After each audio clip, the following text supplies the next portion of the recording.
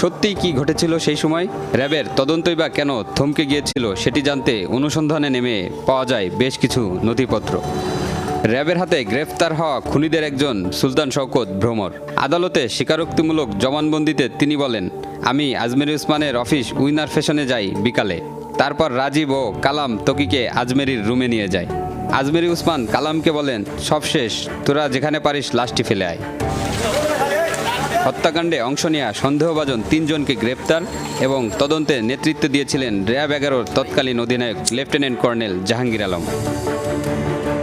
আজমেরী ওসমানের torture sell winner ফ্যাশনে অভিযানের কিছুদিন পরই বদলি করা হয় র্যাবের এই কর্মকর্তাকে। এটা কিন্তু জাহাঙ্গীর করে, এই যে ভ্রমরকে গ্রেপ্তার করা এই সেই এবং এই যে 64 ধারায় যে জবানবন্দি নেওয়াটার আগের দিন শামীম ওসমান বলছিল জাহাঙ্গীর বিএনপি করে এবং জাহাঙ্গীর এই জন্য আমাদের বিরুদ্ধে এই